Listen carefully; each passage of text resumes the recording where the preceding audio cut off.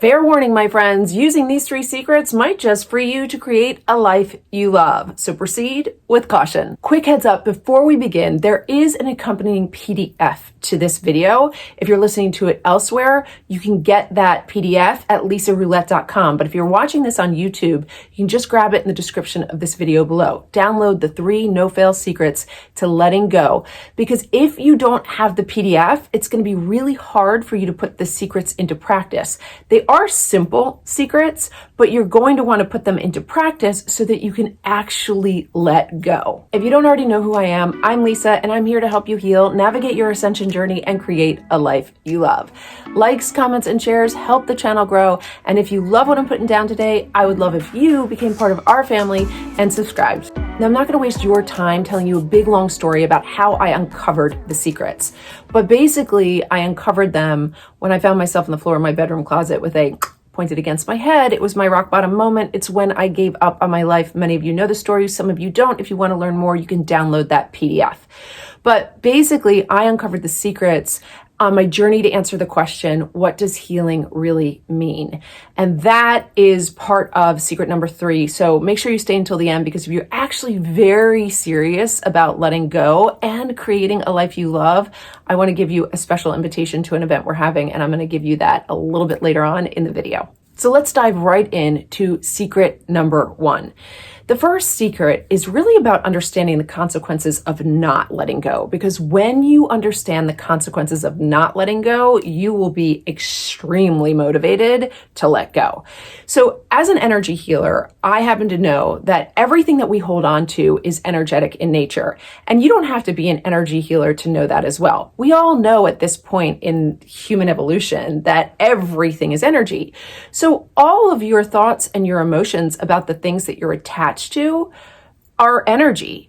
And that becomes problematic when that energy is very low quality. Now, what would low quality energy be described as? Well, grief, anger, remorse, regret, shame, an inability to forgive someone. Those are really low quality energies. And when we hold those in our energy body, like all energy, they attempt to manifest as something physical.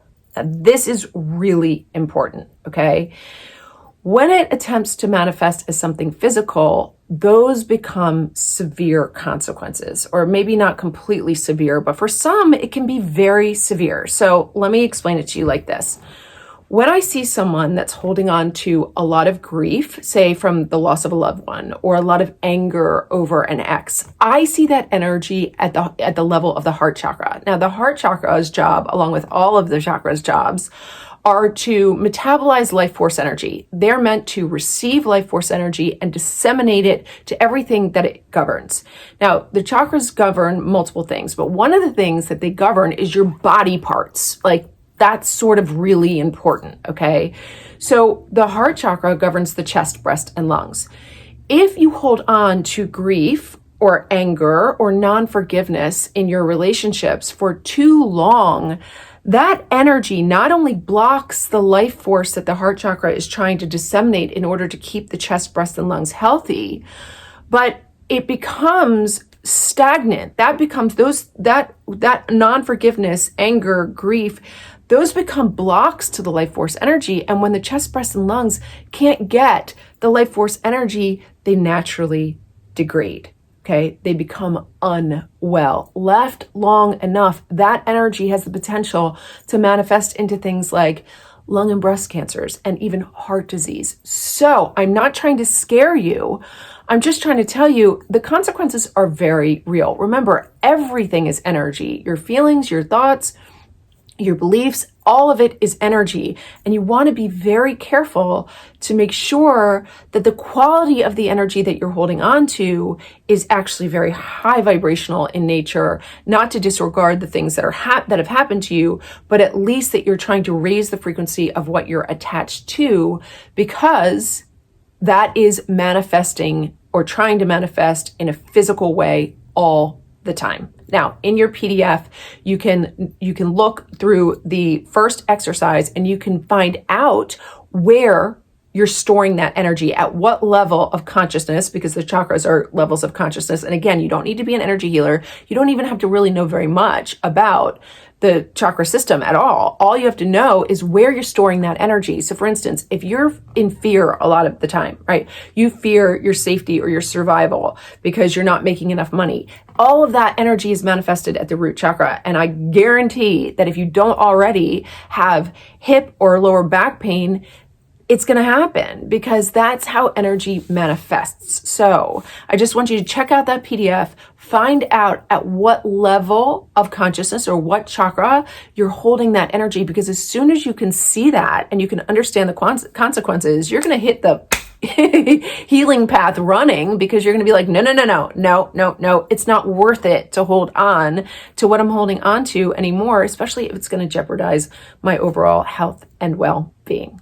Now, if you're bold enough to share what you're trying to let go of, drop it in the comments below, and let's talk a little bit about how we can help you move that out of the energy body so that you can maintain optimal health and well-being over time. Moving on to secret number 2. Secret number 2 is find out who is holding on to what you want to let go of. Because in your pure essence, you don't actually attach to anything. What attaches to the things that don't serve you are your negative archetypes. Archetypes are basically parts of your persona that repeats patterns and behaviors in order to define itself. Now, there are a ton of archetypal systems out there, but for simplicity's sake, I've listed the chakra archetypes to help you relate to the energy of what you're holding on to. So if you want that, go to your PDF and you'll be able to easily locate what archetype you're embodying at any given time. Archetypes usually have a light or a positive aspect and a negative or a shadow aspect. And it's really the shadow that holds on to what you're trying to let go of. For instance, if you struggle with self-worth, you are very likely embodying the servant archetype, where you are going to constantly repeat patterns that diminish your self-worth. And what you want to do in order to heal that archetype, you want to move to the light aspect or the positive aspect of that archetype, which is the warrior. The warrior is bold. It's really empowered. It knows its strengths. It knows its weaknesses and celebrates both. So you don't have to play an archetypal role. You can choose to change archetypes, and keep in mind that you can embody multiple archetypes at the same time, but becoming aware of what archetype you're embodying is what you need to shift to the positive or to the light aspect. And as you shift to the light aspect, you naturally stop repeating the patterns and behaviors that are basically attaching you to what you really want to let go of. So if you're curious about those archetypes, make sure you grab that PDF in the description of this video below or at lisaroulette.com. Now, before we move on to secret number 3, I want to invite you to the next great release. This is an event that I'm going to put on a couple of times a year where I'm going to walk you through the exercises in mastering these secrets, but I'm also going to help you let in what you need to create a life you love. Remember, as you let go, you create space, and that space can become the fertile ground for planting seeds of intention that ultimately become the manifestations of your life experience. So in the next great release, we're going to work through really letting that energy out, making that space, making the fertile ground, and then concentrating on really what you want to bring in so that you can stay aligned and magnetic to the things that you truly desire. To grab your seat in the next great release, all you have to do is click on the description of the video below or go to lisaroulette.com.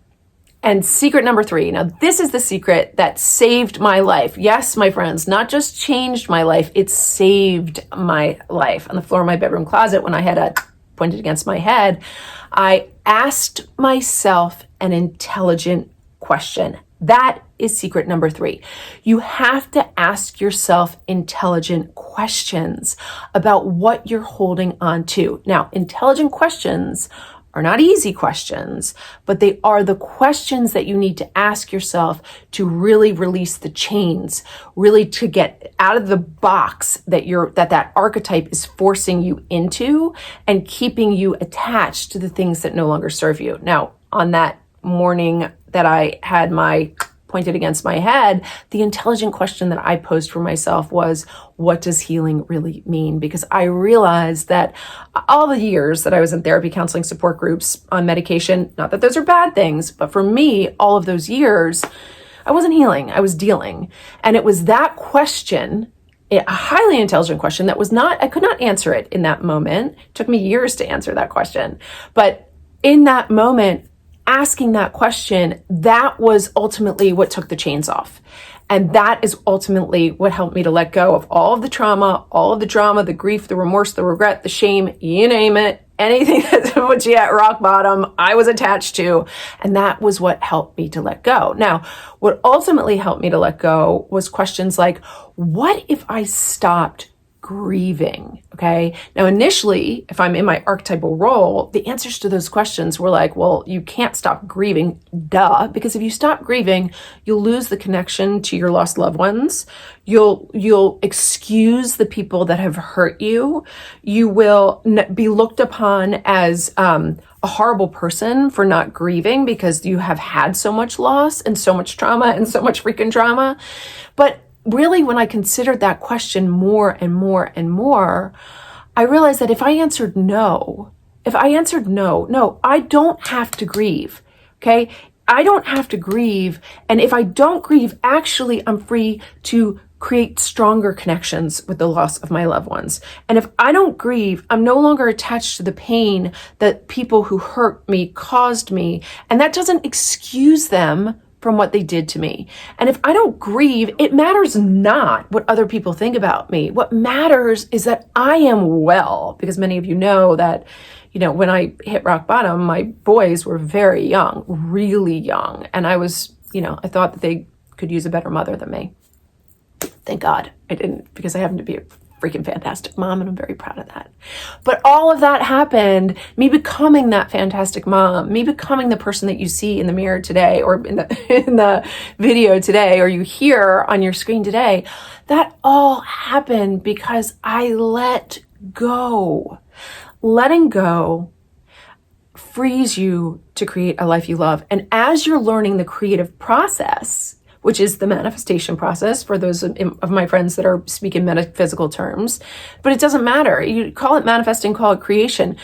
It is the path of expansion. It is the trajectory toward becoming more of who you really are. And you are not the things that you are attached to. And when you let go, you give yourself permission to expand into who you're meant to be. And that is the person that is creating and living a life that you absolutely love. So if that sounds good to you, I do hope that you will join me in the next great release, because I'm going to give you a couple of my secrets on how I created a life that I truly love. That's a wrap for this video, my friends. I hope you enjoyed it. If you did, make sure you like, comment, and share. Subscribe if you dig my vibe. And as always, stay in the luminosity of your beautiful light. Never forget that you are loved.